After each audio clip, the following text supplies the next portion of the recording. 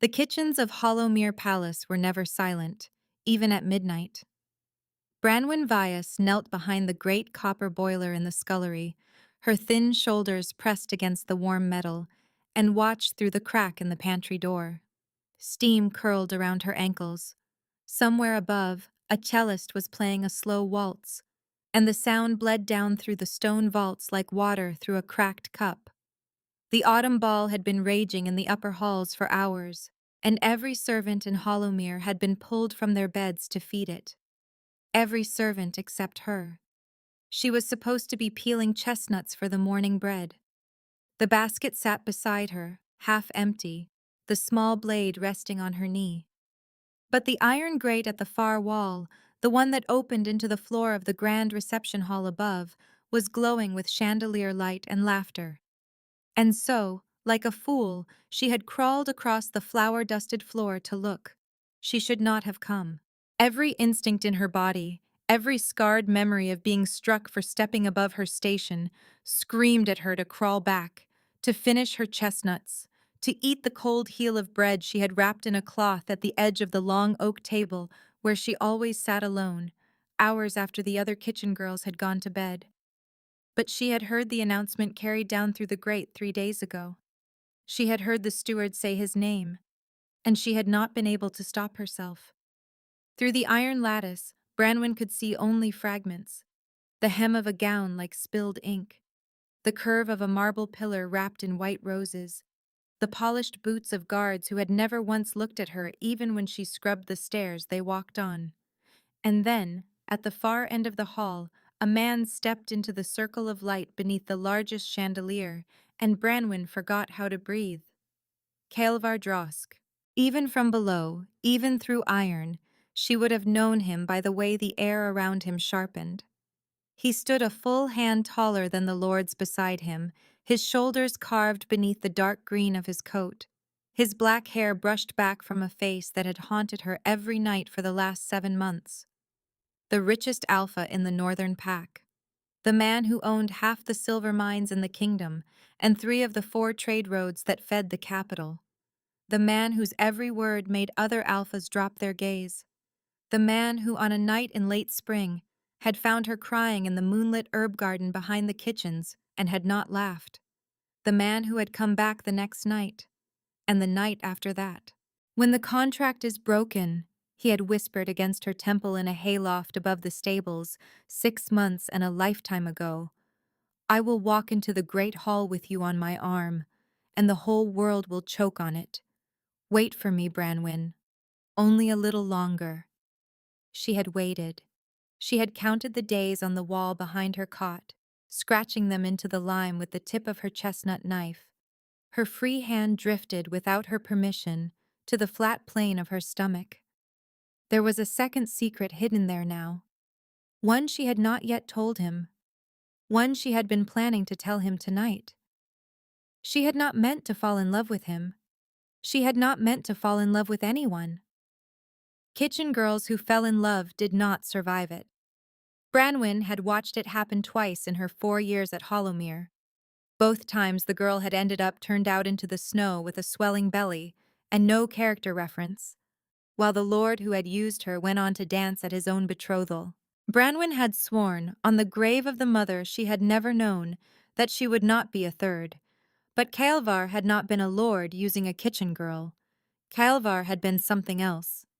She remembered the night his wolf had bowed to her. It had been 3 weeks after their first meeting in the herb garden, and he had asked her to walk with him through the silver birches at the edge of the palace orchard. She had gone. She had told herself it was only because refusing a man like him would have cost her the position. She had told herself many lies that summer. In the deepest part of the wood, where the moon fell in white spears through the leaves, he had stopped and turned to her with an expression she did not understand. There is a thing about me, he had said, that you should see before you decide whether to keep meeting me, so that you may choose with open eyes. And then he had shifted. She had heard of it. Every commoner in the kingdom had heard of it. The great alphas of the northern pack could become wolves the size of small horses, with eyes like banked coals and teeth that could snap a man's femur. She had expected to be afraid. She had not been afraid. The wolf had walked toward her on enormous silent paws, and when he reached her, he had lowered his great shaggy head and pressed it against her palm. Not a demand, a question. And she, who had been born with nothing and would die with nothing, who had never been asked a single question by anything more powerful than herself, had cupped his jaw and answered yes. That night, after he had shifted back and dressed in the moon shadow, he had pressed his mouth to the soft skin beneath her left ear and given her the secret claiming bite. A mark only another wolf could see. A promise written in a language her body somehow understood, even though she was nothing, only a girl who peeled chestnuts. "You are mine," he had said against her skin, "and when I have slipped the noose my father tied around my throat, the world will know it."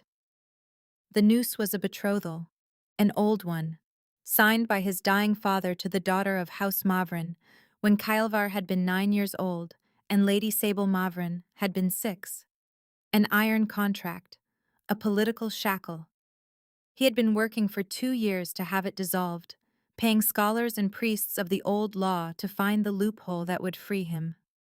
Tonight, the announcement had been made. The dissolution would be ratified before the assembled nobility at midnight, and then, he would call for her. That was what he had promised 3 days ago, the last time she had seen him, when he had pressed a folded note into her hand in the corridor outside the wine cellar.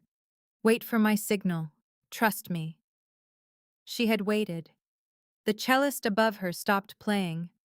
A hush fell across the iron grate, so sudden and so total that Branwen felt it inside her teeth. She pressed her face against the bars. She could not see Kylvar anymore. She could only see the steward, climbing onto the low dais with a scroll in his white-gloved hands, and the silence that came down on the hall like a held breath was the silence of something terrible about to be said. "By the will of the assembled houses," the steward intoned, "and with the blessing of the Moon Council, the contract between Lord Kylvar Drosk and Lady Sable Mavrin is hereby—" Branwen closed her eyes. "Dissolved. Say dissolved. Affirmed, upheld, and consecrated this very night." The hall above her erupted. Branwen's eyes flew open. The sound came down through the grate in a single confused roar, applause and gasps, and the brittle laughter of women congratulating themselves on a victory they had not earned, and underneath it all, the slow, heavy bootstep of a man walking toward the dais. She knew that step. She had felt it in her sleep. Kylvar was walking forward, and he was not stopping, and the steward was lifting a thin silver chain from a velvet cushion, the chain that bound a northern alpha to his chosen mate before the eyes of the pack. And Branwen could not move, could not breathe, could only press her face against the iron until the cold bit into her cheekbone. Through the lattice she saw the hem of a gown the color of bone come to stand beside him. She saw a small white hand rise. She saw the silver chain settle around 2 wrists at once, his and hers, in the old and unbreakable knot. The mark beneath Branwen's ear ignited. It was not warmth. It was not even pain at first. It was a sound, a low animal scream inside her own bones, as if something living were being torn out of her by the roots. She bit her own knuckle to keep from crying out. The chestnut knife slipped from her knee and rang against the flagstones. She did not hear it. She was watching Kylvar's face. He was looking down at the chain. His jaw was set. His mouth was a line. And his eyes, those eyes she had memorized in 12 different lights, those eyes that had blazed like coals when his wolf had bowed to her, were dull, glassy, unfocused, as if he were watching the ceremony from somewhere very far away. She waited for him to look up, to search the room, to find the one face that mattered, even if it was hidden behind iron and shadow. He did not look up. He bent his dark head, mechanical as a clockwork night, and pressed his lips to the back of Lady Sable's hand. The grate blurred. Branwen did not realize she was weeping until she tasted salt on the corner of her mouth. The mark beneath her ear was burning now, truly burning. as if a coal had been set against her skin, and her stomach, the stomach that hid her second secret, twisted so violently she folded forward and pressed her forehead to the cold stone floor. Above her, the cellist had begun to play again, a celebration tune, bright and stupid and merciless. She crawled backward out of the pantry. Her hand closed around the fallen knife by instinct. She rose to her feet in the dim of the scullery, and for one long suspended moment she stood there in the dark with the knife in her hand and no thought at all, only the white roar of a girl who has just learned, in the space of half a song, that every promise she had ever been given was a lie. Then her knees almost gave. She caught herself on the long oak table where she had eaten alone for 4 years. The cold heel of bread was still wrapped in its cloth at her usual seat. She stared at it, a small, mean object, a thing that had waited for her like a faithful dog while a man in green velvet had married someone else above her head. She picked it up, slid it into her apron pocket, and she ran.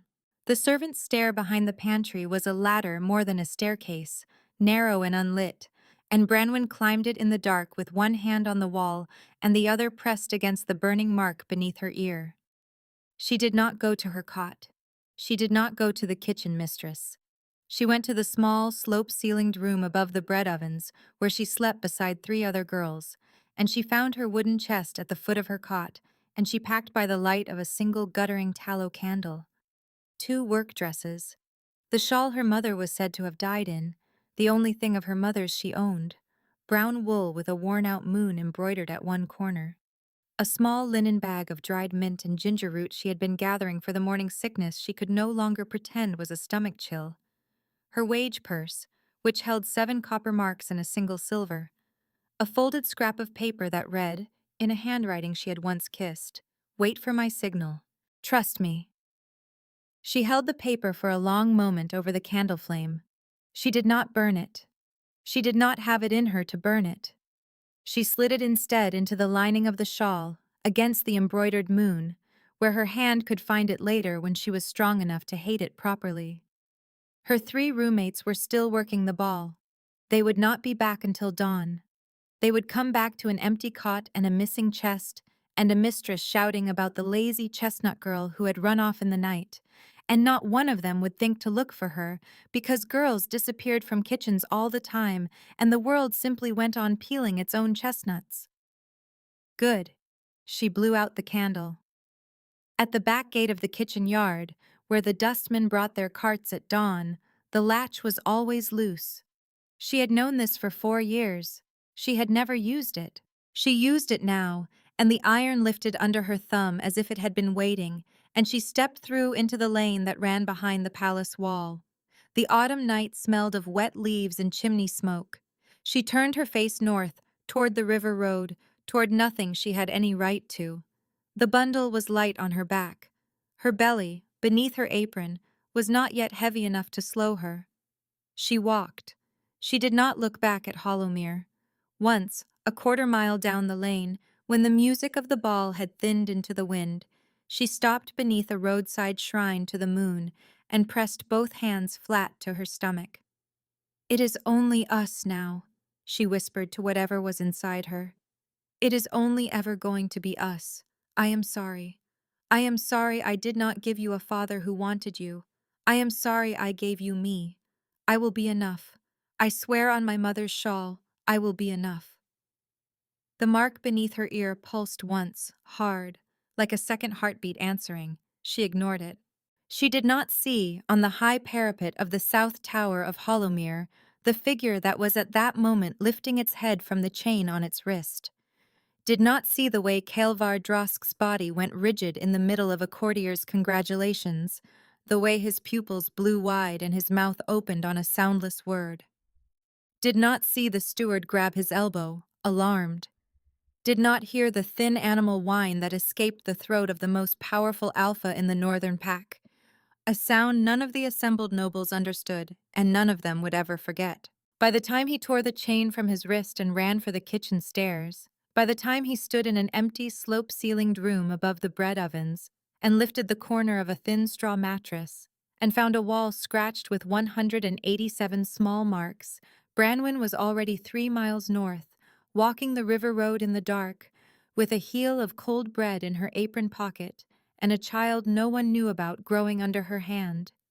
The village of Creswick sat in a hollow between two pine ridges 4 days' walk north of the capital, and in midwinter, when the snow came down thick and the river road froze, no rider from Hollowmere ever bothered to climb the pass. That was why she had chosen it.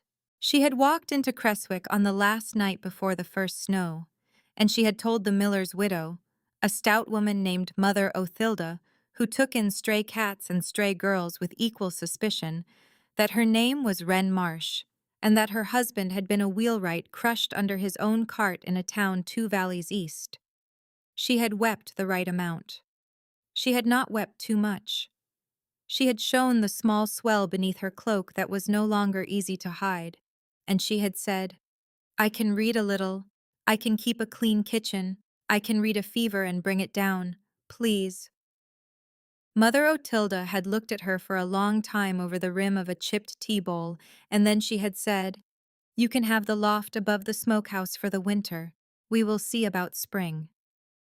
Spring came. Mother Otilda did not turn her out. By the time the snow melted and the first crocuses pushed up through the mud behind the smokehouse, Wren Marsh had become a fixture of the village. She set the blacksmith's daughter's broken wrist when the girl fell from the apple tree. She brewed a tea of willow bark and silver thistle that brought down a fever in the cooper's twin sons when no one else's remedy worked. She midwifed 2 lambings, 1 calving, and at the end of summer, she walked the goatherd's wife through a long, hard birth and laid a healthy daughter in the woman's arms while the husband wept into his hands. The village began to call her the quiet woman. Sometimes, kindly, the moon girl, because she was so often seen at the edge of the woods at dusk, with her hand on her belly, looking at nothing. She was not looking at nothing. She was listening to the mark beneath her ear. It had not faded. That was the thing that woke her, 3 or 4 nights a week, lying on her narrow pallet in the loft above the smokehouse, with the smell of cured pork in her hair. The bond should have died. Every old wife in Creswick, every herbalist's daughter she had ever heard whisper about wolfkin, agreed on this single point. When an alpha bound himself to another woman in front of witnesses, the secret claiming on a cast-aside lover dissolved within a moon's turn. The mark faded. The dreams stopped. The body forgot. Her body had not forgotten. The mark beneath her ear was darker now than it had been on the night she fled. Not lighter. Darker. A small shadow, the shape of a crescent, lying against her pulse like a finger pressed to her throat. And in the small hours sometimes, she would feel a thing she could only describe as reaching, a heaviness against her ribs, a hand in the dark groping for hers, an emptiness howling on the other side of a door she could not see. She would press her palm flat over the mark and shake her head into the pillow. "Stop," she would whisper into the dark. "Stop. I am not yours. You let them put a chain on your wrist. You did not look up." The reaching would not stop. In the 8th month, when the swell of her belly had grown too round to hide beneath any apron, and she was beginning to feel 2 distinct rhythms beneath her hand, Mother Otilda looked at her across the supper table one night and said, without preamble, "Whoever he was, girl, he was not a wheelwright." Wren Marsh did not lift her eyes from her bowl. "I have buried 2 husbands," Mother Otilda said. "I know what a widow grieves like. You do not grieve like a widow. You grieve like a woman who is still being held. You should think about that." Wren did not answer. That night, in the loft, she pulled out the folded scrap of paper from the lining of her mother's shawl. "Wait for my signal. Trust me." She held it over the candle for a long time. She did not burn it. She put it back. She lay down on her side with one hand under her cheek, fingers resting against the dark crescent, and she let herself feel, for one held breath, the thing on the other side of the door. It was reaching. It had been reaching all winter and all spring and all summer. and it had not once stopped. False hope, she told herself sternly, was a poison stronger than any she could brew. But she lay awake until the rooster crowed.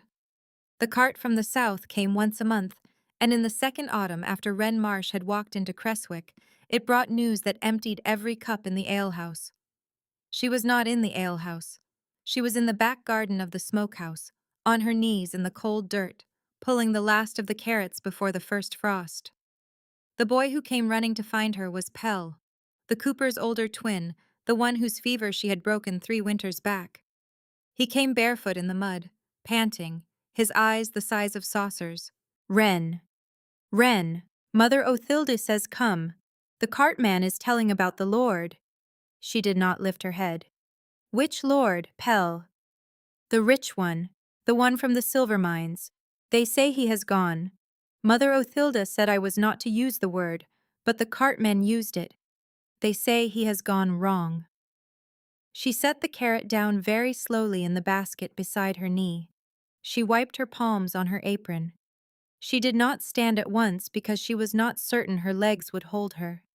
When she did stand, the late sun was in her eyes, and Pell was already running back toward the alehouse, and she followed at a walk because a woman with a child on her hip could not run, and the child on her hip was solemn and dark-eyed and almost a year old, and his name was Aldrich, after no one in particular, because she had not been able to bear naming him after anyone she remembered.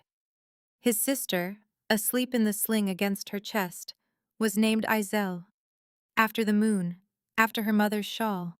She had not yet decided why. The alehouse was dim and full of pipe smoke and silence. The cartman, a thin, road-burnt fellow with a jug in his fist, was holding the room. Mother Othilde caught Wren's eye across the bar and lifted her chin. "Listen. Not a man anymore is what I'm saying. 6 months he was a man, the first 6 months after the binding. Distant mind, cold as a knife, locked himself in his hunting lodge for weeks at a time, and sent his wife back to her father's house but a man. Then in the spring something turned. Now he rides out at the head of 100 riders, and he tears every village he comes to apart looking for a woman." A murmur went around the alehouse. Wren's arm tightened around Aldrich. "What woman?" said the blacksmith. "None of us knows. None of his own riders know. He has not given a name. He has only given the riders one description. A small, dark-haired girl with a moon-shaped mark beneath her left ear, he says, and any village that hides her will burn. He has burned 2 already, down in the river country." The room went still. "Burned," said Mother Othilde, in the quiet voice she used when she was very angry. "To the foundations. He pays 100 gold sovereigns to any man who points him a road that gets him closer to her. 100. A man could buy a holding for that. And he is moving north, the cartman at the next inn told me. He has been seen on the river road as far as the second ford. The mines are rotting because he will not go down to them. The trade roads are choked because his caravans are not running. Lady Mavrin has gone back to her father in tears. They say his own men are afraid of him. They say at night he goes out to the woods alone, and they hear him howling, all night, like a beast that has lost its mate." The cartman drank from his jug. "They say," he added more quietly, "that the woman must have done something terrible to him, witched him, cursed him, stolen something from him. Why else would a great lord throw his whole house down for one girl?" Wren Marsh did not move. She stood in the doorway of the alehouse with her son on her hip and her daughter against her breast, and she heard her own pulse in her ears louder than the cartman's voice. A small dark-haired girl with a moon-shaped mark beneath her left ear. The mark beneath her ear, which had darkened all winter and burned all summer, gave one slow throb against her throat, like an animal stirring in its sleep. She turned without speaking and walked out of the alehouse into the cold red light of the dying sun. Mother Othilde followed her 3 steps. "Wren." She kept walking. "Wren Marsh, or whatever your name is." She stopped at the gate of the smokehouse garden. She did not turn around. The 2 children breathed against her. Aldrich's small fist closed in the fabric of her collar, Iselle's lashes fluttering in her sling. Behind her, Mother Otilda said, very gently, "He is coming north. You know that. Do you not?" Wren Marsh closed her eyes. The mark throbbed again, harder this time, and somewhere in the trees beyond the smokehouse, beyond the carrot beds, beyond the rough hedgerow at the edge of the woods, a dog began to bark. Then another. Then every dog in Creswick was barking at once. In the high, frantic way dogs only barked at one thing: wolves on the wind. Wren Marsh did not run. She stood at the gate of the smokehouse garden with her son on her hip and her daughter at her breast, and listened to every dog in Creswick lose its mind, and she did the calculation a kitchen girl learns young: how long to the loft, how long to the woods, how fast a wolf moves, how fast a woman with 2 infants does not. The answer was simple. There was no running. "Otilda," she said, without turning, "take Aldrich." "Wren, take him." Mother Otilda took the boy. The boy did not cry. He was a serious child, that one, dark of eye and slow to weep, as if he had been born already knowing things. He looked over Otilda's shoulder at his mother with an expression Wren did not have the time to name. "Go inside," Wren said. "Bar the door. Do not open it for anyone. If I am not back by the bell, take them to the hill chapel and ask the sister to hide them in the crypt. Girl, Otilda, please." The widow searched her face for one long beat and then nodded, once, the way a soldier nods to another soldier, and turned and went into the smokehouse with the boy on her hip. The bar dropped on the inside of the door. A good sound. Wren listened to it and breathed out. Iselle, against her chest, had woken up. The baby's eyes, in the last red light, were the color of new copper. They were not Wren's eyes. They were not Kaelvar's eyes. They were a third color, an old color, and Wren had been afraid of them since the hour the child was born. She kissed her daughter on the crown of her dark head. She walked, very calmly, back down the muddy path between the carrot beds, away from the smokehouse, toward the hedgerow at the edge of the wood. If something was coming for her, it would not find her standing on top of her children. The dogs of Creswick had stopped barking. That was the worst sound of all. She stopped 20 paces from the hedgerow and waited. The mark beneath her ear was a coal pressed to her pulse. The child in her sling made a small, sleepy noise, and then was quiet, as if listening too. The first wolf stepped out of the trees.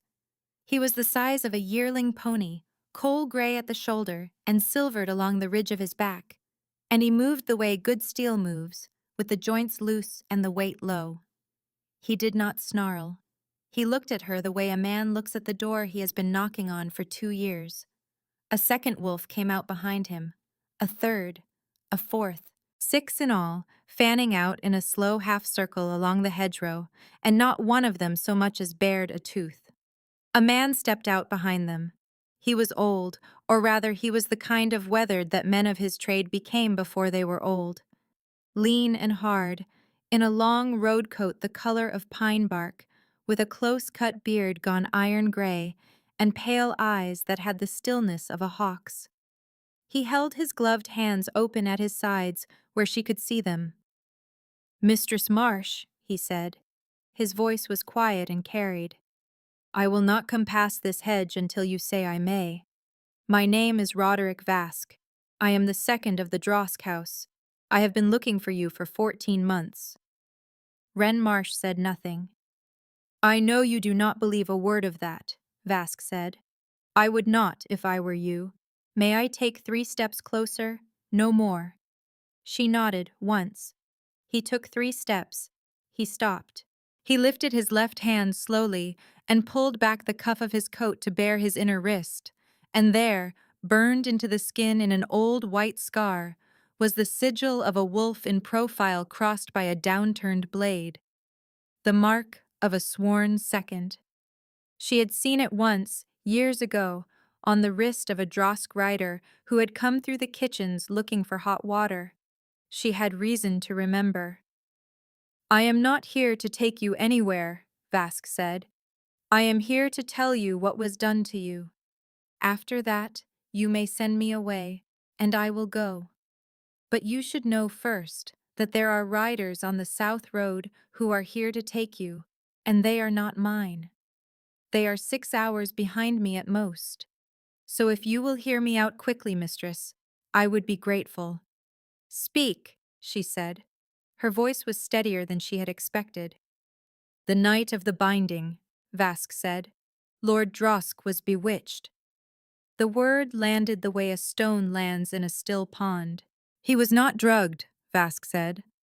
We considered drugs. We tested every cup, every sleeve, and every bite of food he had taken in the 3 days before the ball. There was nothing. What was done to him was older than that.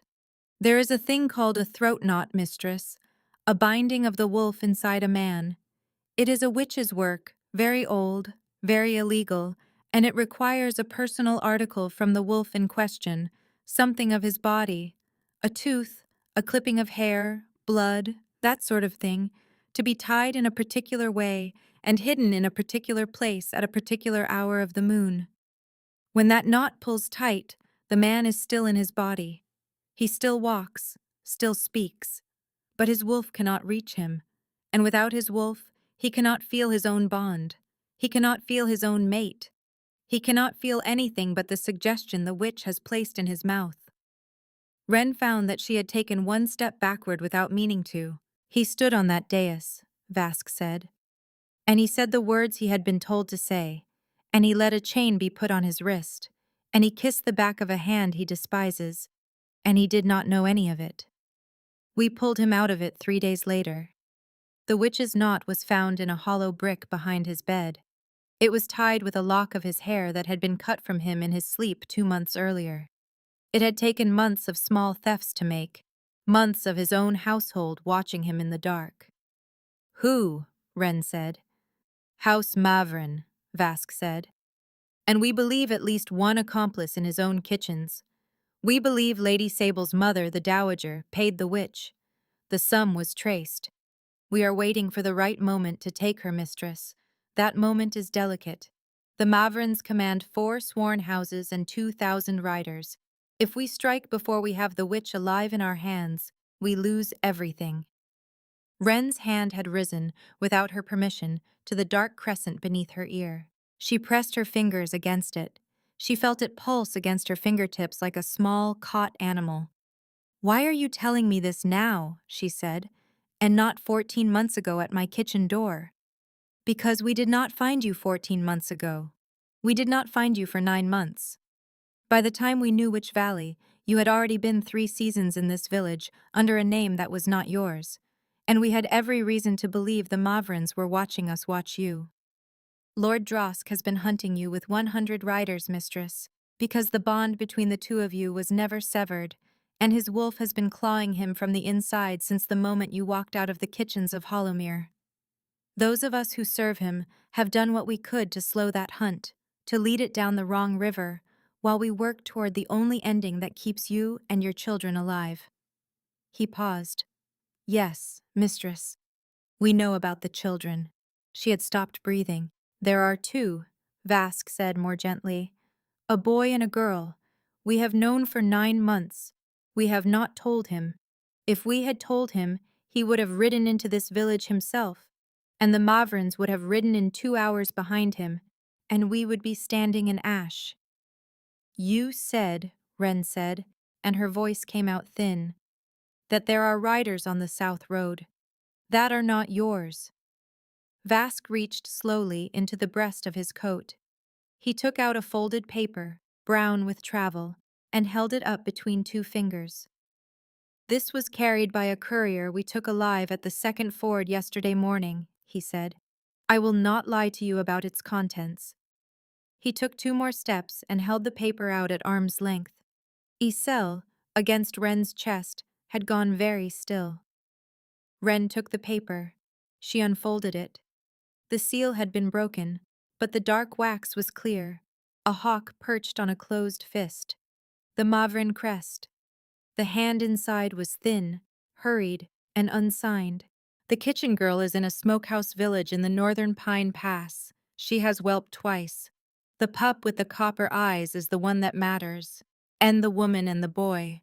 Bring me the girl child alive, before the harvest moon. The paper slipped from Wren's fingers. Vask caught it before it touched the ground.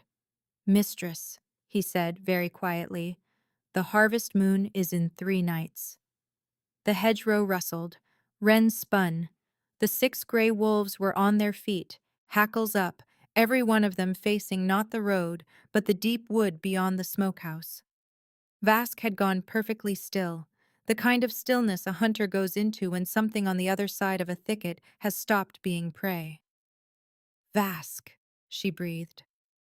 They are not 6 hours behind me, Vask said. They were never 6 hours behind me. A horn blew in the trees. It was not a hunting horn. It was a thin, ugly, flat-mouthed thing, more like a butcher's horn, the kind a slaver carries to call his dogs, and on the second blast, every dog left alive in Creswick began to scream. From the trees along the river, riders broke cover. 12 of them, black-cloaked, faces wrapped to the eyes in oiled cloth. They were not in wolf form. They were on horses, and the horses were lathered, and the lead rider already had a crossbow up and braced against his shoulder, and the bolt on it was wet. "The smokehouse," Wren said. "The smokehouse! My son is in the smokehouse!" Vask was already moving. The first crossbow bolt came past Wren's ear so close she felt the wind off the fletching, and it took the eldest of the gray wolves, a great scarred male, and square in the throat. He went down without a sound. "Down!" Vask snapped, and shoved her flat into the cold mud of the carrot bed. She went down with Isel in her arms, and the breath knocked out of her, and as she fell, she heard the air above her tear with a second bolt, and a third, and the high, strange, ululating cry the Mavrin riders were making as they came across the open ground. Vask was already up over her with a curved blade in each hand. He was not shifting. He had chosen to keep his shape as a man, which meant he had chosen to stand as her shield rather than as a fighter.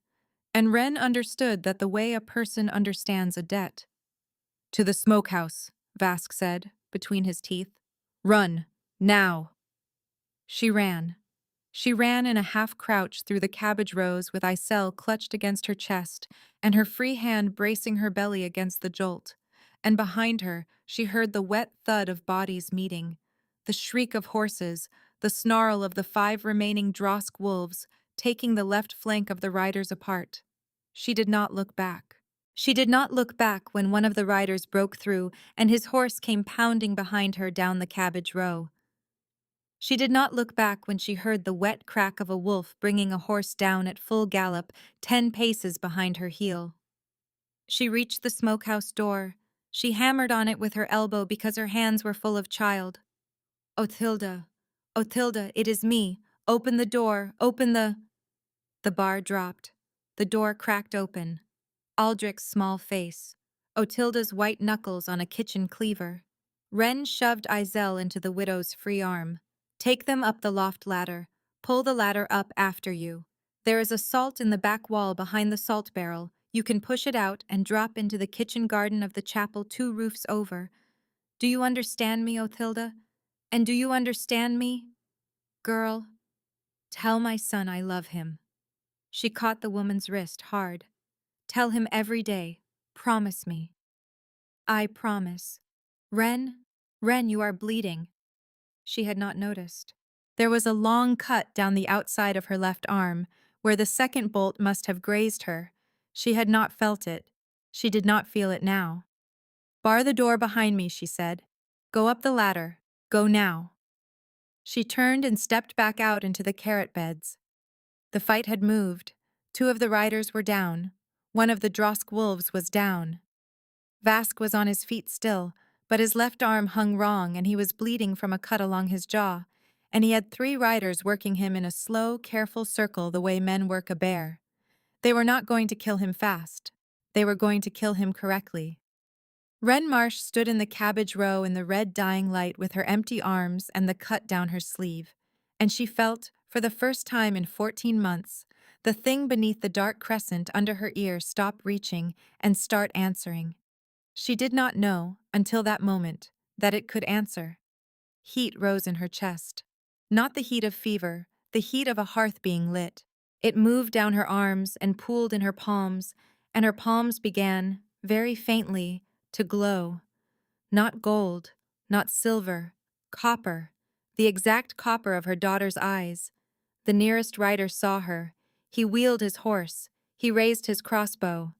"You will not have my son," Ren Marsh said, in a voice she had never heard come out of her own mouth. And the wind in the smokehouse yard turned and blew toward her. Every loose blade of straw, every dry leaf, every flake of ash from the smokehouse chimney lifted off the ground at once and turned and hung in the air around her in a slow, shining cloud, and the rider's crossbow bolt, when he loosed it, struck the cloud and stopped, hanging an arm's length from her breastbone, suspended between one heartbeat and the next. The rider stared at it. Ren stared at it too. She had no idea what she was doing. She only knew that whatever was in her was older than she was, and it was furious, and it had been waiting under her tongue for 24 years. She closed her hand. The bolt turned in the air and went back the way it had come, and took the rider through the eye, and he went off the back of his horse like a sack of grain. The two riders working Vask looked up. That was their mistake. Vask cut the throat of the nearest one before the man could lower his gaze again. The other broke for his horse and got 3 strides before something came out of the trees behind the smokehouse like a black wind off a mountain. Ren felt him before she saw him. The mark beneath her ear did not burn. It sang. The wolf that came out of the pines was not the size of a yearling pony. The wolf that came out of the pines was the size of a draft stallion, black as wet ink along the back, silver at the throat, and his eyes in the dying sun were not the banked coal red of a northern alpha, but full open, full burning, the color of a forge at the moment the smith pulls the iron out white. He took the running rider in mid-stride. There was a sound. Ren did not look. He turned. He saw her standing in the cabbage row with copper light bleeding off her hands and a cut on her arm and her empty sling hanging at her hip, and the great wolf made a noise she would remember on her deathbed. It was not a snarl. It was not a howl. It was the sound a man makes when he has been holding his breath for 14 months and his lungs finally let him have it back. He came toward her at a walk, each enormous paw set down soft in the mud, the way a man steps when he is afraid the floor will give. He stopped 3 paces from her. He lowered his great shaggy head. He did not touch her. He waited. He waited the way he had waited in the silver birches almost 3 years ago, when he had bowed his wolf to her hand and asked, without words, yes or no. Ren's hand was shaking so hard she had to use the other one to lift it. She laid her palm against the rough black fur between his eyes. "Kylvar," she said, and her voice broke on the second sound. The wolf made a noise that was almost a whimper, and folded its enormous body down into the mud at her feet, and put its head against the swell beneath her ribs, and breathed, and breathed, and breathed. The shift came over him slowly this time, not all at once. The fur went back into the skin, the shoulders narrowed, the forelegs lengthened into arms. And then a man was kneeling in the cabbage row in front of her, with his forehead pressed to her belly, and his hands hovering, an inch from her hips, as if she were made of something he had no right to touch. When he lifted his face, the richest alpha in the northern pack was crying, openly and without sound, the way men cry when they have already stopped believing they were allowed to. "You are alive," Kylvar Drosk said. "You are alive. You are alive." She had imagined this moment, in the dark above the smokehouse, more times than she had been willing to count. In the imagined version, she had been cold. In the imagined version, she had a speech prepared. She had laid out, on the cot of her loft, every cruel and clean thing she would say to him if the world were ever stupid enough to bring him within reach of her again, and she had practiced the speech in her head until each word had the right corner on it, the right edge. She had imagined slapping him. She had imagined turning her back. She had imagined, on the worst nights, simply walking past him as if he were a stranger. She had not imagined him on his knees in the mud at her feet with his face pressed against her belly. She had not imagined wanting, with every separate inch of her body, to put her hands in his hair. She did not put her hands in his hair. She stepped back, one staggering step in the cold mud, and Kaelvar's hands fell to his sides, and he did not reach for her. He stayed where he was, on his knees, looking up at her with that wrecked face, and she saw, in the failing light, that he was thinner than she remembered. There were hollows under his cheekbones that had not been there. His hair was longer, ragged at the ends, as if he had stopped letting anyone near him with a blade. His mouth, the mouth that had once whispered "You are mine" against her skin in a hayloft, was bracketed by two new lines that had not been carved by laughter. "Get up," she said. He did not move. "Get up, Kaelvar Drosk." He got up. He moved like a man twice his age. He was naked beneath the road dust and the blood, the way a shifter is naked when his shift has eaten through his clothes. And Vask, 6 paces away, was already walking toward them, stripping his own coat off his shoulders without comment. He laid it across Kelvar's back, the way a man lays a blanket over a horse that has been run too hard, and stepped away again, and turned his back, and pretended to inspect the dead riders. Kelvar pulled the coat closed at his throat. He did not take his eyes off her. "The children," he said. The first thing he said. Not "Where have you been?" Not "Why did you go?" "The children, are they? They are inside. They are alive. Stop looking at me like that." "Like what?" "Like you are allowed to." He flinched. The whole of him flinched, the way a struck hound flinches, and Wren felt something in her chest crack along an old line, and she hated him for it. "I am not," he said, very low, "going to ask you to forgive me. I am not going to ask you for anything. I am only going to ask you to listen for the time it takes to say it once. After that, send me away. I will go. I swear it on the bones of every wolf in my line." She said nothing. He took that as permission. "On the night of the binding," Kelvar said, "I do not remember walking to the dais. I do not remember speaking. I do not remember the chain. I have a memory of a song I did not like. I have a memory of the steward's gloves. I have a memory of the back of a hand that was not yours, and of a sense, beneath all of it, of being underwater. 3 days later, I came up out of the water in my own bedchamber, with a chain on my wrist, and a wife in the next room, and no idea where you were. And the first thing I did, was run to the kitchens. Your cot was empty. Your chest was gone. There were 187 marks scratched into the wall behind your pillow. She had not known he had counted them. "I tore that wall out," he said. "I tore the bricks out with my hands. I do not remember doing it. They had to put me down with 3 sworn wolves and a sleeping draft. When I woke, I rode south because south was the road the dust cart took. I was wrong. I rode south for 2 months. I was wrong every league of it. By the time we found the right road, you were already in this valley, and the Mavrins were already watching me watch every road I rode. I have spent 14 months, Branwen, riding hard in the wrong direction on purpose. I have torched 2 villages in the south to make them think I was looking south. I have let the world believe I have lost my mind, because the only way to keep you alive was to be a lord too mad to be predicted." "You burned villages," she said, in a voice that did not sound like hers. "Empty ones." His mouth twisted. "Vask's men cleared them. The smoke was real. The bodies were not. It was the only lie I had left that the Mavrins would believe. I will answer for it the rest of my life. I am answering for it now, in front of you, which is the only court I care about." She closed her eyes. The mark beneath her ear was burning so hard she could feel it in her teeth. "You did not look up," she said. "What?" "On the dais." She opened her eyes. "You did not look up.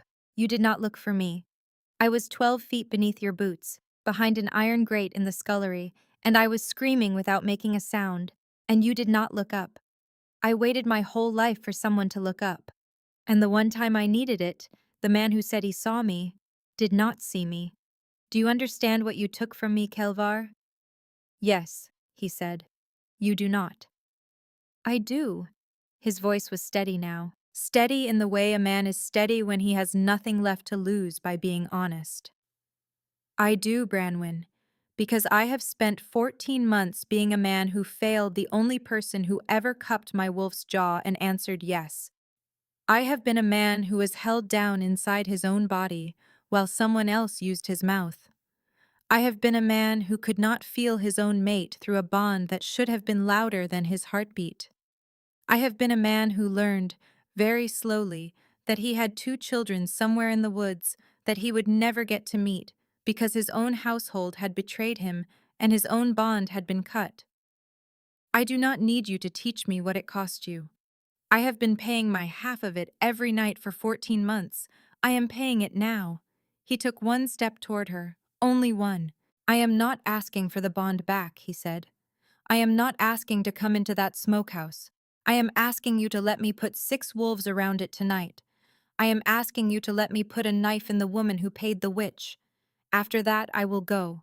You will never see me. The children will be safe. That is the only thing I want from this world. That is the only thing. She looked at him for a long time. The copper light was draining out of her hands. She had not noticed. The carrot bed was full of dead men. Vask was wrapping his bleeding arm in a strip torn from a Mavrin cloak and pretending, with great delicacy, not to listen.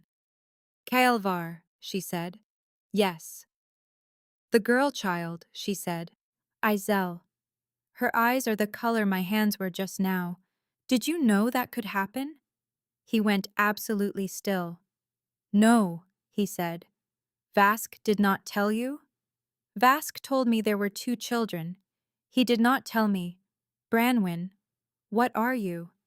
I do not know, she said. And then, smaller. I was hoping you would know. His face did something complicated. It was not the face of a lord. It was the face of a man who had just been handed a thing he had no idea how to carry, and who was, very visibly, choosing to carry it anyway. Then we will find out, he said. Together. If you let us. If you do not let us, I will find out without you, and send the answer in a sealed letter every spring. I meant what I said. The shape of this is yours. She heard then, behind her, the bar of the smokehouse door come up. She turned. Mother Otilda stood in the doorway with Aldrich on her hip and Isel in the crook of her other arm. The boy was awake. The boy was looking past his mother, at the man in the borrowed coat in the cabbage row, and the boy's small, dark, serious face did the thing children's faces do exactly once in a life, which is the thing where a child sees, for the first time, the face that made his face. Aldrich reached, with both hands, toward a stranger. Kaelvar made a sound Wren had never heard a grown man make. Oh, he said, just that. Oh. Wren walked, on legs that were not entirely hers, back to the smokehouse door. She took her son out of Otilda's arm. She turned. She walked back across the cabbage row to the man who had not earned this, and was getting it anyway. And she did not give Aldrich to him, because she was not yet that brave. She only stood close enough that the boy could see. Aldrich studied his father's face from 6 inches away with the gravity of a small magistrate. Then he put one fat hand on Kelvar's unshaven jaw, the way a person tests a doorframe, and said very clearly the 3rd word he had ever spoken in his life, Da. The richest alpha in the northern pack put his forehead against his son's small palm and wept without dignity, and Branwen Vaeus, who had not let herself touch him in 14 months, finally put her hand in his hair. They had until the harvest moon, 3 nights. That was what Vask said, sitting at Mother Otilda's scarred kitchen table with his bandaged arm in a sling and a cup of the widow's tea cooling untouched in front of him, while outside in the dark, The surviving 4 Drosk wolves walked a slow, patient circle around the smokehouse and the chapel and the well, and inside, in the loft, the children slept under a heap of every blanket in the house, with Otilda sitting on the top step of the ladder, with the kitchen cleaver across her knees. 3 nights, Vask said. Then the Dowager Mavrin expects a courier with 2 small bodies and a living girl child. When the courier does not come, she will know. When she knows, she will move. She has 4 sworn houses. She can put 2,000 riders on this valley before the next moon after. Then we move first, Kelvar said. He was sitting at the table in a borrowed shirt of the dead miller's that was 2 sizes too small in the shoulders. He had not let go of Branwen's hand in 2 hours. He was holding it now, on the table between them, the way a man holds the only rope on a cliff. You cannot ride into Mavrin Keep in 3 nights, my lord, Vask said. Not with the riders we have. I do not need to ride into the keep. I need the dowager, the witch, and the throat knot, if it still exists, which it will, because witches that good never destroy a working they might retie. 3 things, in 3 nights. Then I do not care what the 4 sworn houses do. The Moon Council will hear what was done to me. The houses will fall away from her when they hear it. I know my pack. My lord, the dowager is in Hollowmere. Kelvar's hand tightened around Branwen's. In Hollowmere, he said. In your own townhouse. She has been in residence for 6 weeks. She is waiting for the courier. She did not trust the men she sent. She wanted to see the children with her own eyes. There was a long silence at the table. She is in my house, Kelvar said very quietly. Yes, my lord. Eating my bread. Yes. The richest alpha in the northern pack closed his eyes for one breath, and when he opened them, the forge white burn was back in them. Then we ride at dawn, he said. Branwen, I am coming with you. His head came around. No, he said. Yes. Branwen, Kaelvar. She lifted his hand off the table and put it, palm flat, against the dark crescent beneath her ear. He flinched at the heat of it. This did not break when you stood on that dais. This did not break when I walked away. This found you in a cabbage row from 14 months and 100 miles away. The throat knot was tied with your hair. Do you think for one moment that there is not a part of it that was tied with mine? Do you think a witch good enough to work a northern alpha would not have wanted a thread of his mate? I am bound into that knot too, my love. If you go without me, you go with one hand. He stared at her. Also, Branwen said, in a much smaller voice, the Dowager Mavrin is sleeping in the bed of the man who did not look up for me. I want my own face to be the last thing she sees before she stops being a problem. I am owed that, Kelvar. I am owed that. Vask, on the other side of the table, was looking very hard at his cooling tea. My lord, he said, after a moment, without looking up. She is correct on every point, and I do not have a counter-argument. Vask, my children. We'll be in the smokehouse loft, Vask said, still not looking up, with Mother Otilda, 4 of our wolves, and a sister of the chapel, who I happen to know is a sworn second of the Creswick Auxiliary, and has buried 2 husbands in the Mavrin Wars, and would, I believe, eat a Mavrin rider raw and cold. Your children will be safer here for 3 nights than they have been in 14 months. Your mate, my lord, will not. Kelvar was silent for a long time. Branwen, he said at last, if I lose you in Hollowmere, the man who walks back out of that house is not going to be a man. Do you understand what I am telling you? I understand. Then we ride at dawn.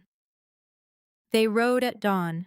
Branwen had nursed both children twice in the night, and Aldrich had cried when she set him down, and she had stood for one long suspended breath in the dim of the loft with her son's small fist in her collar, and her daughter's copper eyes open and watching, and she had thought, if I die in Hollowmere, this is the picture I take with me. Then she had unclasped Aldrich's fingers, one by one, and given him to Othilda, and gone down the ladder without looking back, because looking back was a luxury she could not afford. The road south was hard. They rode in a company of 9, Kaelvar, Vask, Branwen, and 6 sworn wolves in human form. They rode in plain road coats, on plain horses, like a small merchant caravan. They did not stop for inns. They slept in the saddle when they slept. By the third dusk they were at the gates of Hollowmere, and Kaelvar had said almost nothing to her in 18 hours, because he was the kind of man who went quiet when he was preparing to be terrible, and Branwen was the kind of woman who, it turned out, understood that quiet in her own bones. They did not go in the front gate. They went in through the lane behind the kitchen yard. The latch on the back gate was still loose. It had been loose for 15 years. Branwen lifted it with her thumb, and she stepped through into the lane she had walked out of on a cold autumn night, with a heel of bread in her apron pocket, and she felt, for one strange, suspended moment, every inch of her old self standing in this lane with her. 14 months thinner, 14 months younger, 14 months stupider with hope. She nodded to that girl. She walked past her. The kitchen yard was empty. The townhouse ran on a skeleton staff when the Lord was away, and the Lord had not been in residence for 9 months, and nobody on the night shift was expecting an alpha to come through his own back door at the hour of the harvest moon. The cook was asleep with her head on the long oak table. The boot boy was asleep on the warm bricks beside the bread oven. Branwen did not wake them. She led Kaelvar Drosk through the back passage of his own house in the dark, because she knew it better than he did. She had crawled it on her knees with a basket of chestnuts. She had carried slop buckets up these stairs. She had bled in the linen cupboard at the top of these stairs, the first time a senior footman had shoved her into it, when she had been 15, and she had told no one, ever. And tonight, 14 months after she had crawled out of this house in the dark, she walked up those stairs in front of the richest alpha in the northern pack, and she did not need a candle. The Dowager Mavrin was sleeping in the master bedchamber. Branwen stopped at the door. Kaelvar stopped behind her. He laid one hand against the small of her back. Just that. She lifted the latch. The Dowager woke at the second hinge. She was a small, wiry woman in a lace nightcap, and Branwen was, in some small, mean part of herself, surprised that evil was so often small and wiry. The Dowager sat up against the carved oak headboard, and she did not scream. She had the kind of face that had decided, decades ago, that it would never scream. She looked at Branwen first. She looked at Kaelvar second. She did the arithmetic of a woman who has just realized that her courier was never going to come. "Ah," said the Dowager Mavrin. "Where is the witch?" Kaelvar said. "In the sitting room. She has been a house guest. Did you not know? Where is the throat knot?" "In the false bottom of the writing desk. Top drawer. Behind the sealing wax." She was, Branwen realized, surrendering. She was not even pretending. The Dowager Mavrin was an old player of long games, and she had just looked at the board and seen that her king was standing in the middle of an open square, and she was not going to waste energy on a tantrum. "You will hang," Kaelvar said, quite gently, "before the full council. Tomorrow at noon." "Of course," said the Dowager. "But before that," Branwen heard herself say, and her own voice sounded so calm that it frightened her. "You are going to look at me. You are going to look at me, ma'am, until you have looked at me long enough that you will see my face when they put the rope on you. You are going to know whose face it was. You owe me that much. You owe me that." The Dowager Mavrin looked at her. It was not a long look. It was about the time it takes to read a short letter. But when she dropped her gaze, finally, the small, wiry woman did something Branwen had not expected. She laughed, not loudly, almost to herself. "Oh, child," said the Dowager Mavrin, "you have no idea what you are." The hair on Branwen's arm stood up. "What?" The Dowager moved, not toward Branwen, toward the bedside table. Her hand came up under the pillow on a small dark blade, and she did not even try for Kaelvar. She went straight for Branwen's belly. And Branwen understood, in the half-second before the blade landed, that the Dowager Mavrin had not surrendered at all.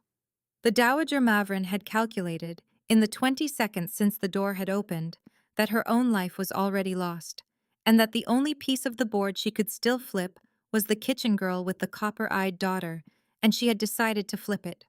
The blade did not land. Branwen's hands came up, both of them, and the copper light that had bloomed in her palms in the cabbage row in Creswick 3 nights earlier, the light that had stopped a crossbow bolt in the air and turned it back on its owner, did not bloom now. It broke. It came out of her in a sheet, a thin shining sheet of beaten copper light, and the Dowager Mavrin met it the way a moth meets a lantern and went, in the space between one heartbeat and the next, perfectly and entirely still. She sat upright in the bed, the small dark blade in her hand, her mouth open on a word she had not finished saying. She did not move. She did not blink. She did not breathe. Kaelvar had not moved either. He was staring at his own mate with an expression of such complete and helpless awe that Branwen felt it, through the bond, like a hand closing around her throat. "What," he said very softly, "was that, my heart?" "I do not know," she said. "Is she—" "I do not know. I do not— Kaelvar, I do not know what I am." "All right." He took her wrist, carefully, as if she were an unsheathed blade. "All right. We will find out. Together, we will find out.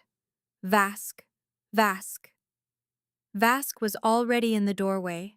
Vask was always in the doorway. He looked at the Dowager Mavrin sitting up in the bed without moving, and he crossed himself in an old way Branwen had not seen anyone do in 14 years, and he said, in a voice carefully drained of everything, "My lord, the witch, sitting room, now, while the working holds." "Go." Vask went. Branwen looked down at her own hands. They were not glowing now. They were the hands of a kitchen girl. There was still flour, somehow, under one thumbnail. "Kaelvar," she said. "Yes." She said I had no idea what I was. I heard her. She knew. Yes. "Kaelvar," her voice cracked. "She knew what I was, and that is why she chose me to break you with. Not because I was the kitchen girl you were sleeping with. Because I was the kitchen girl you were bonded to, and I was— Kaelvar, I think I was the target. I think I have always been the target. I think you were the way to me." He pulled her against his chest. Her face went into the hollow of his throat. She felt him shaking. She did not know which of them was shaking harder. "Then we are going to find out what you are," he said into her hair. "And we are going to find out together. And we are going to make sure that whoever else has been waiting 14 months to put a knife in my mate finds, instead, the both of us. Do you hear me, Branwen Vyas? Do you hear me?" "I hear you." Vask came back into the bedchamber holding a small old woman by the back of the neck, the way a farmer holds a hen, and a thin braided knot of dark hair and dark thread tied around a small yellowed tooth. And he laid the knot on the floor at Kaelvar's feet. And Kaelvar Drosk, the richest alpha in the northern pack, the man who had not been able to feel his own bond for 3 days 14 months ago, set his bare heel on the throat knot and ground it into the boards of his own bedroom floor. The Dowager Mavrin, in the bed, drew in one long, shuddering breath and slumped sideways, and did not draw another. The witch, in Vask's grip, made a sound like a kettle boiling dry.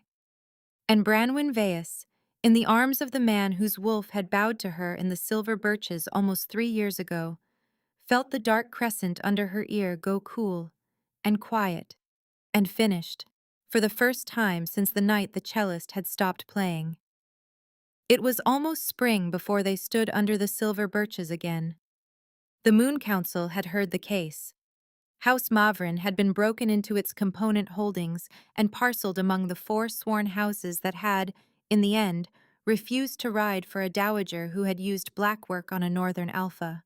Lady Sable Mavrin, who had not, it turned out, known the full shape of her mother's working, only that her mother had promised her a husband she had been raised to expect, had been allowed to take her name back and retire to a holding in the Eastern Lakes, and had sent, of all things, a short, stiff letter of apology to a kitchen girl in a smokehouse village, which Branwen had not answered and had not burned.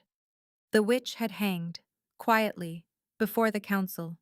The dowager had been buried without ceremony in a corner of the Mavrin chapel with no name on the stone, which was, in the old law, the worst thing that could be done to a woman of her line. And in the silver birches, on the first warm night of the spring after the harvest moon, in the little glade where a great wolf had once lowered his head and asked a kitchen girl yes or no, the richest alpha in the northern pack stood barefoot in the new grass and bared his throat to her. It was a very old gesture. It was older than the chains the council used. It was older than the houses. It was older, the chapel sister had told her in a low voice over tea in Creswick, than the use of words, and there was no script for it because no script had ever been written down. You only knew what to do because the wolf inside you knew. And your wolf— and here the sister had paused and looked at Branwen very carefully. Your wolf, child, will know. Branwen was not sure she had a wolf. She had something. The copper light had come twice more in the 8 weeks since Hollowmere. Once when Aldrich had fallen off a fence and split his lip, and her hands had gone copper without her asking, and the lip had knitted clean before he had finished crying. Once, terribly, when she had heard a Mavrin loyal rider in the village asking after her, and the windows of the alehouse had blown outward in their frames before she had even known she was angry. Kaelvar had been with her both times. Kaelvar had been with her every day for 8 weeks, because Kaelvar had moved his own household to Creswick rather than ask her to move hers, and every wolf in the Drosk pack now knew the road through the Pine Pass by heart. She thought sometimes that she might not have a wolf. She thought she might have something older than wolves. She thought, on the worst nights, of the Dowager Mavrins saying you have no idea what you are. And she thought, on the better nights, that she had time, now, to find out. She had time. She had, it turned out, the rest of her life. Kaelvar bared his throat to her under the silver birches, and she set her hand against it, against the great pulse jumping there, and she said in a voice that was not quite steady, "I am supposed to bite you." "Yes. I am very small, Kaelvar. I have noticed. My teeth are not— I do not have your teeth. You have your teeth. They will do. The bond will do the rest, Branwen." His voice softened. Voice. He had stopped calling her my heart. He had earned, after 8 weeks, the use of her name again, and he used it now like a held breath. Branwen, you do not have to do this tonight. You do not have to do it ever. The shape of this is yours. I told you that in the cabbage row, and I meant it then, and I mean it now. I know you did. Then, Kaelvar. Yes. Shut up. She set her mouth against the pulse in his throat, and she bit. It was not, in the end, a wolf's bite. It was a human bite, made by a human girl with human teeth, and the skin of a northern alpha did not break easily under such a bite, and she had to set her jaw and mean it, and when at last she tasted copper on her tongue, she understood that the copper was not blood. The copper was her. The copper was the thing that lived under her hands and behind her teeth, and it went into him through the small wound she had made, and it found the empty place inside him where the throat knot had been, and it filled it. Kaelvar Drosk made a sound she had never heard a living man make. She felt him, all at once, every chamber of him. The cold first night after the binding, the morning he had torn the wall out of her cot room, the 8 weeks in a hunting lodge when he had not eaten anything anyone had not put in his hands, the moment in the cabbage row when he had seen her standing in copper light and had thought, with a sincerity that broke her, "If she sends me away now, I will lie down in this row and not get up." She felt the shape of his love for her. It was not the shape she had thought it was. It was bigger. It was older. It had been waiting, she understood, since long before the herb garden. She felt him feel her. She felt him feel the loft above the smokehouse, the 187 scratches on the wall behind a cot in Hollowmere, the heel of cold bread in an apron pocket on a road in autumn, the long, slow walk into Creswick on the last night before the snow, the night she had named her son after no one in particular because she had not been able to bear naming him after his father. She felt him feel all of it, and she felt him not flinch. She felt him take it. She felt him carry it. She let go of his throat. He sank to his knees in the new grass. He pulled her down with him. They knelt forehead to forehead in the moonlight under the silver birches, and neither of them spoke for a long time, because there was, finally, nothing that needed saying out loud. Behind them, at the edge of the glade, Mother Otilda was holding two children very firmly by the hand, because the boy had decided he wanted to come and see, and the girl in Othilda's arms was watching with copper eyes that were, tonight, very bright.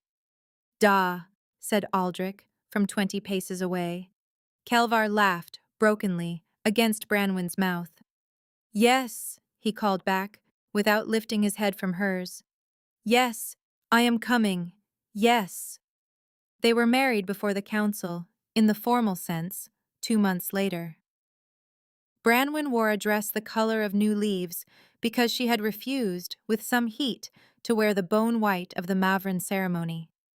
The council chamber was full. The chain that was set around their wrists this time was not silver. It was copper. It had been Branwen's idea. The Drosk silver mines reopened in midsummer. The trade roads ran again. The kitchens of the Hollowmere townhouse, on Kelvar's standing order, were given a new long oak table, at which any servant who wished to eat alone in the small hours could do so without being asked why, and a heel of fresh bread was set at the seat at the end of the table every night, by the cook, with no explanation given and none asked for. Branwen never ate at that seat again. She did not need to. She walked past it sometimes, on her way through her own kitchens, and she set her hand on the back of the chair, and she went on. Aldrich grew. He was a serious child, that one, dark of eye and slow to weep, as if he had been born already knowing things, and he had been. He rode his first pony at 4. He spoke in full sentences at 3. He called Vask uncle and Mother Othilda grandmother, and the second of these stuck so hard that within a year no one in 3 Valleys called the widow anything else. Iselle, with her copper eyes, was not a serious child. Iselle laughed at everything. Iselle laughed at thunder. Iselle, at 2.5, set her mother's herb garden mildly on fire by accident and put it out again, also by accident, before her mother had finished crossing the yard. Branwen, kneeling in the wet ash with her daughter on her hip and her daughter laughing into her hair, had understood then that the Dowager Mavrin had been right. They had no idea, yet, what the girl was. They had time. They had, all of them, time. On a clear night in the second autumn after the harvest moon, Branwen Drosk stood at the window of the master bedchamber of the Hollowmere townhouse, the same chamber, the same window, with her husband's arms around her and his chin on the top of her head, and she watched the dust cart turn into the lane behind the kitchen yard, the way it had turned every morning of her life. And she thought, without any particular heaviness, of the girl who had once gone out through that gate in the dark with a heel of bread in her apron pocket. "What are you thinking?" Kelvar said, against her hair. "I am thinking," Branwen said, "that she did not look back." "Who did not?" "The girl, the one who walked out of this house.